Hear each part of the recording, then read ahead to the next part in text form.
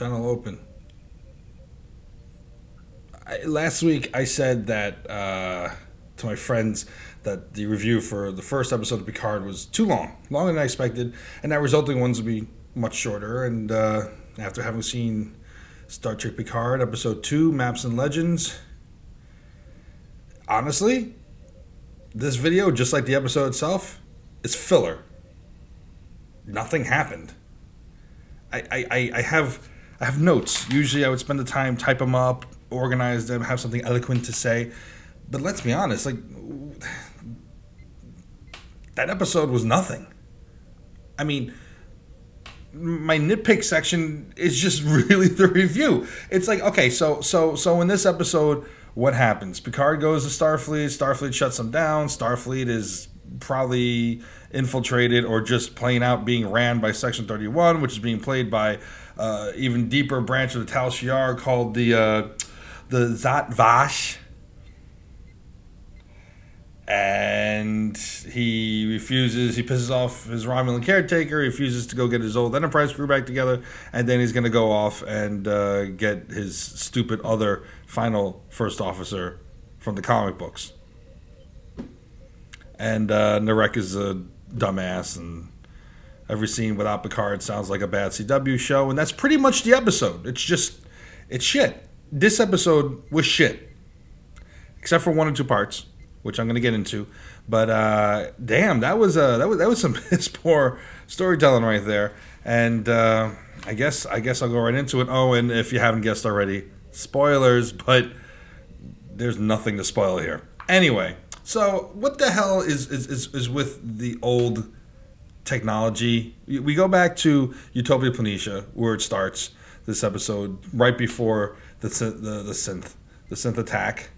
And we see a bunch of people talking like they're in the first Alien. It's really, everything's red because it's Mars, so the walls have to be red or else the audience won't get that we're on Mars. So, and they have this old like baker oven things, the old like Discovery, like the replicator, and they even make reference to it being old, and like bing, and you open up the little door. It looks like a 8-year-old cooking place set, like you would get your daughter or your son for Christmas or their birthday. It's just cheap looking. And of course we get our first shit of the season. People were dropping S and F bombs throughout this whole fucking episode because that's where humanity's at. We've regressed.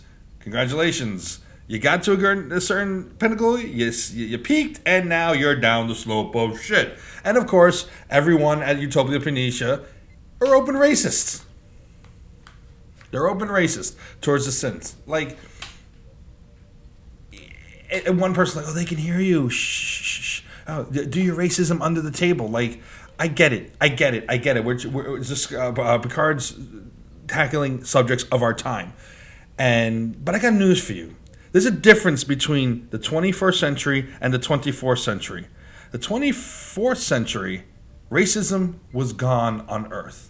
Yeah, there'd be moments where, like O'Brien would call the Cardassians the Cardis and whatnot. When we were in open war with people, yeah, they reverted back. But we're not in open war with the synths. And the Romulans, the racism towards the Romulans, like they helped us win the Dominion War. No Romulans, no victory. We're all under Dominion occupation at this point. So take it easy. Yes, they're our oldest enemy, but get at it.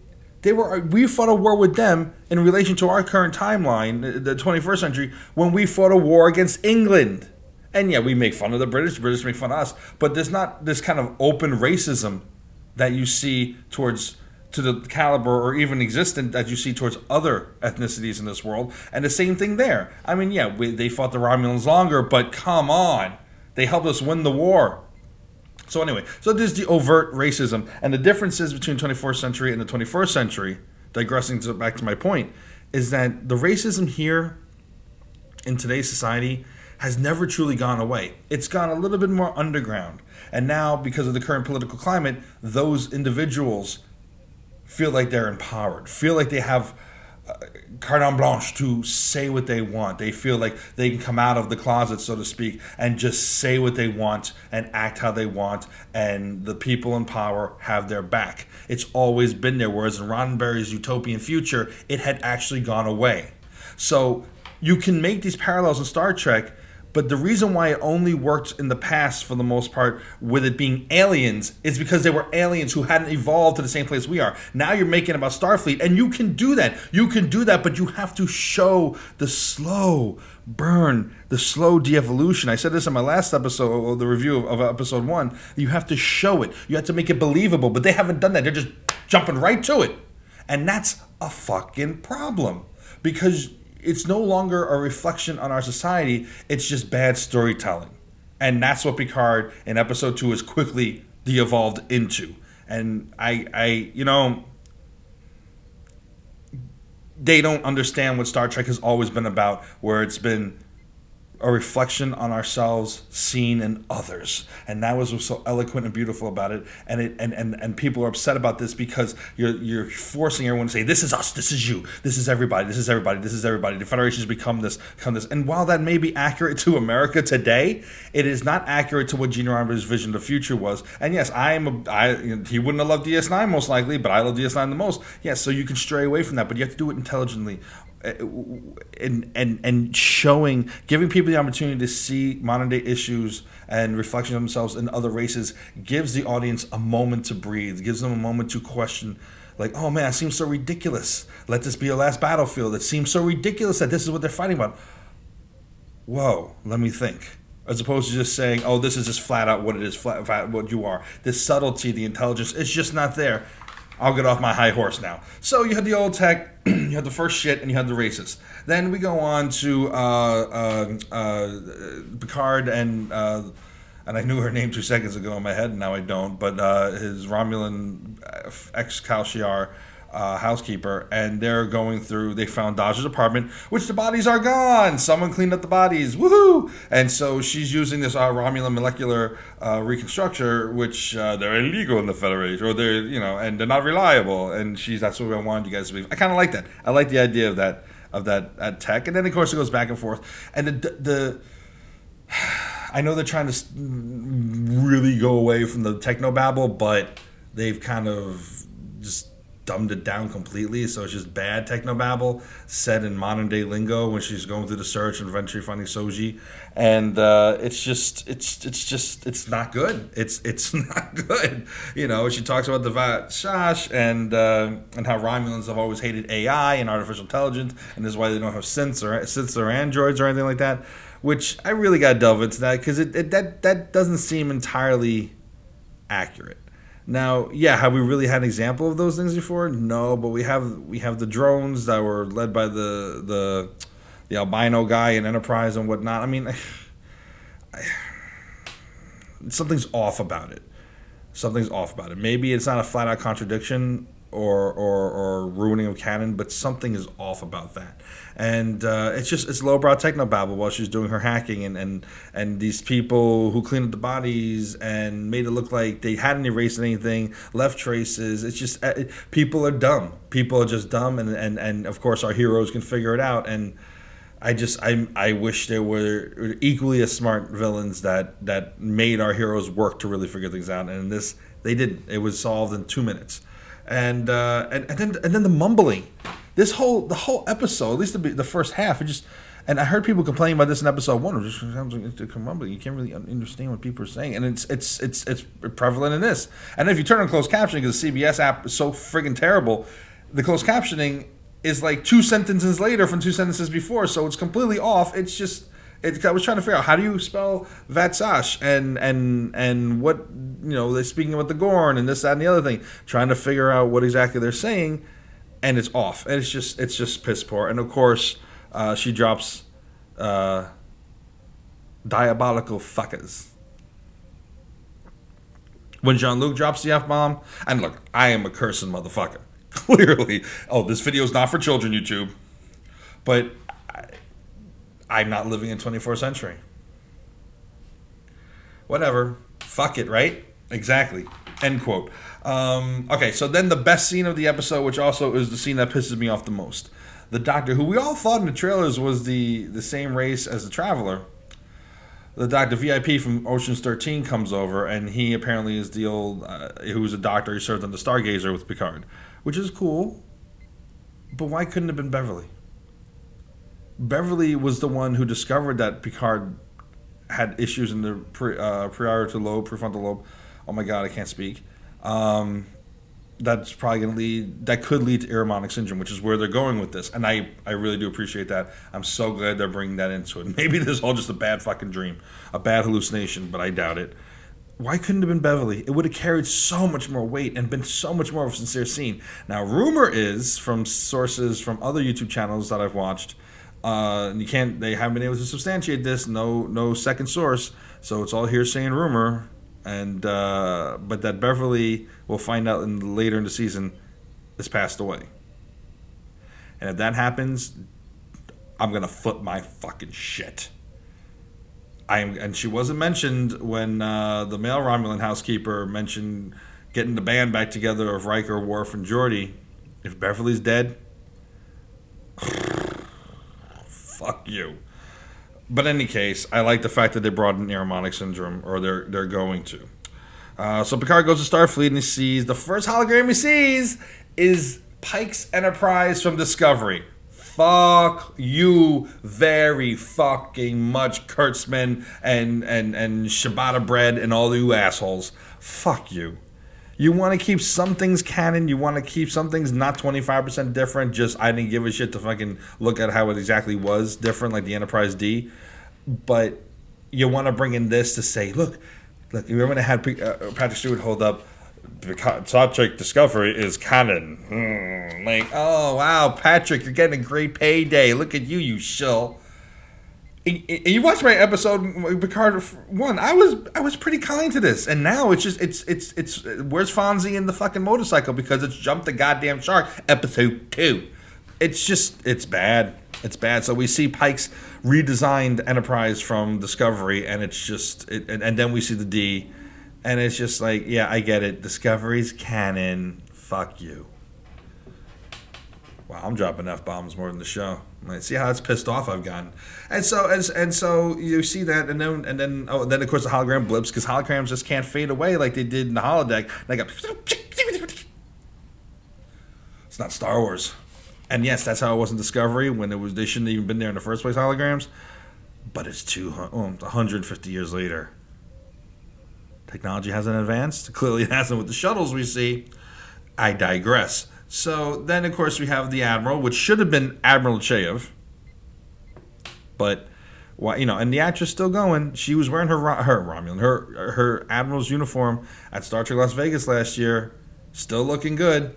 Could deepen that connection. I know we haven't always seen eye to eye, whatever it is exactly Picard says to her. Wouldn't that have been so much more effective if they had Admiral Bacheyev, which, that's what we all nicknamed her back in the 90s. I know it's not politically correct anymore, but Bacheyev would have been amazing.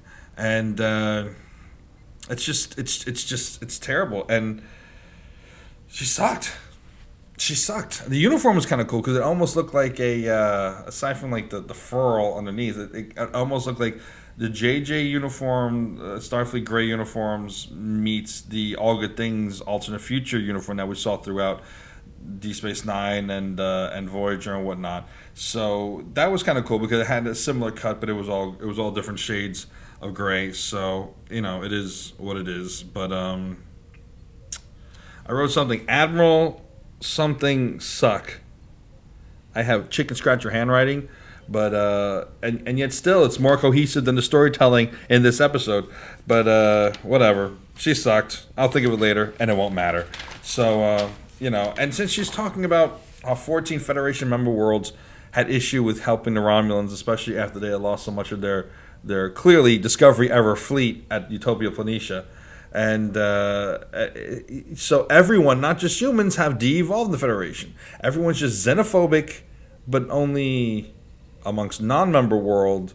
Isolationists don't help, don't stand for the ideals and values of the Federation. So it's widespread this racism throughout the Federation. The Federation is America and Europe and all our allies, because apparently we can't tell allegory stories anymore in Star Trek. We just have to hit you over the head with things. And again, I love that they're tackling modern day subjects and issues, and they are real issues, and we have real problems in this world, whether you want to admit it or not. But there's a way to tell it that's a Star Trek way, Star Trekian, and there are ways to tell it that aren't Star Trekian. This is the latter. Oh my God, I didn't know Romulans could be so hot. Any scene with Soji and Douchey Narek and all this new Trill chick is just, it's bad. It's bad. It's CW. It's what it is. It's Star Trek CW, and it's piss poor levels of Michael. Okay, nothing's as bad as Michael Burnham, which is the worst character in history, but it's on the level of Ash Seattle. It's piss poor storytelling on that level as far as like the flirting in this, and she already fucked Narek, Douchey, Bucky, and of course First Night, because everyone's really loose in the 24th century, and not saying you can't have a connection with someone, sleep with someone on the first date, but whatever. They're not the humans from Star Trek that we knew, and they're not the. It's all about having fun and being hot and so hot and like talking like this and just fucking and then saying fuck. Whatever.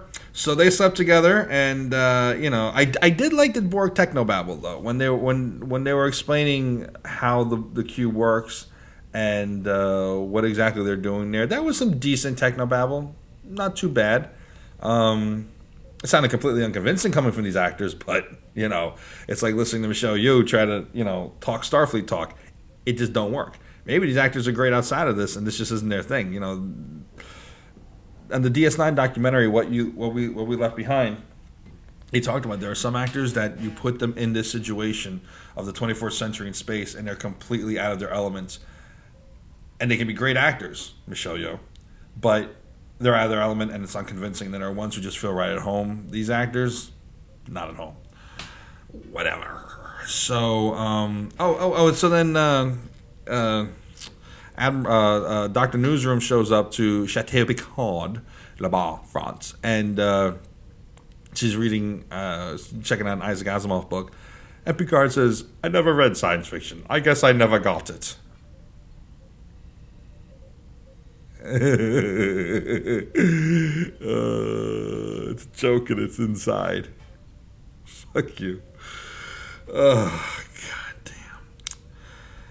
And the comm badges, of course, the old comm badges, now you put them and go, they're charging up. Like, it just,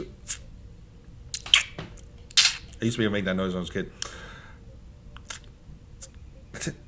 But now everything's got to be, all the androids got to have lights in their eyes, and the holograms got to go, and the replicators got to go, and of course they got to boot up because they sound like a fucking ticking time bomb now. God damn. And then of course we've got Commodore Vulcan, who's probably a Romulan, and hot girl. I like Narek's sister. Spoiler alert: she's a lieutenant in undercover with her round ears, and I did like that line. In Starfleet, and it's clearly Section 31. It's clearly where they're going with it. You'll probably see Section 31's headquarters with a mural of Philippe Giorgio to connect them. Oh my god, because we have to connect them. Star Trek was the first real expanded universe on screen. Was it done with the mastery of Marvel? No, but now just please stop connecting them because it's so bad. So they're clearly Section 31, and they actually use lens flare to a good as a storytelling narrative in that scene, because the way I saw it, with the tilt up of the camera, you had the lens flare coming in from the windows behind, and it served almost as a gate, a wall between you, the audience, in this, as the camera, and then there's kind of a wall between you and these people who are shady fucking people. I appreciated that. I actually very, very much appreciated that. And so it for the first time really ever, lens flare served as something. And then it quickly went away once these characters started interacting with their piss poor dialogue. and they're I'm gonna backstab you, subtleties but no subtlety. But at least they use lens flare to some kind of narrative purpose. And so we had that, and then you had a Discovery shuttle, as as they're gonna do, and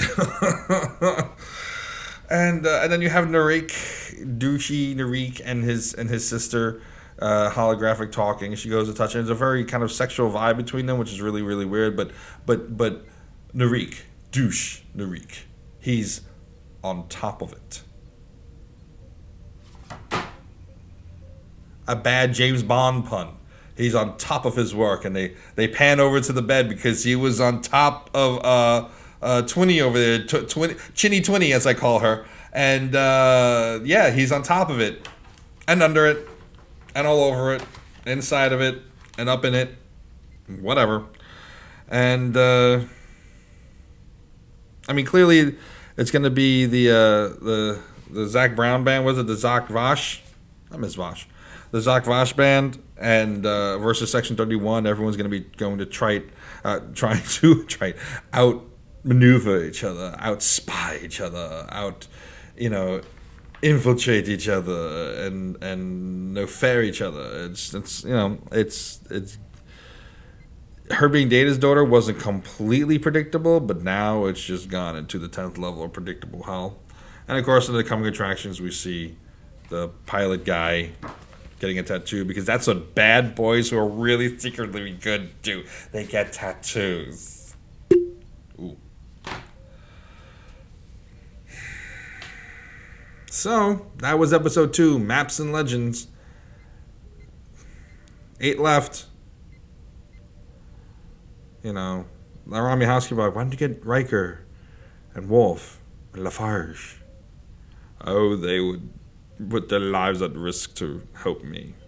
A lot of people going on about how Picard and Data weren't really that close. They were and they weren't. They did Dex and Hill together very early on, and there's a lot going on that was behind the scenes. You feel like so much in Next Generation, it was just implied.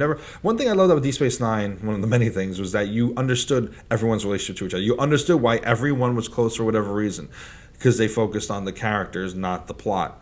They focus on the plot, but you know what I mean. It was a character-driven story and series, whereas Next Generation was just kind of like implied that they were close. Why were they close? I remember writing a scene once for various what's ultimately fan fiction Star Trek stuff for new casts that I would create, which I'll get into in future episodes.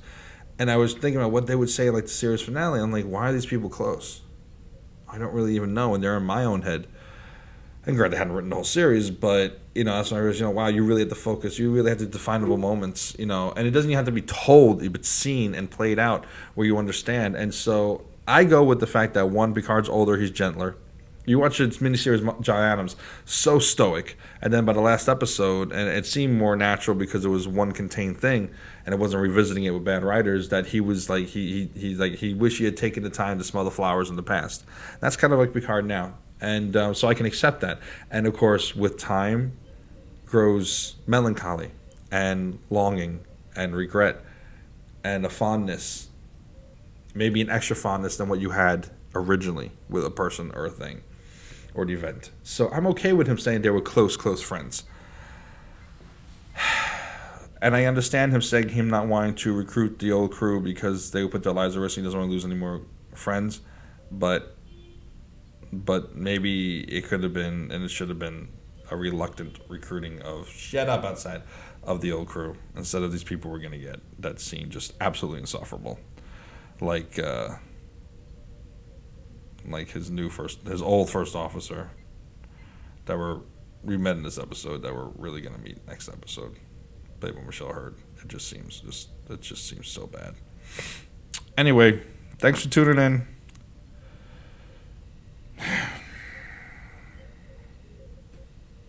Maybe I saved you 45 minutes of your day,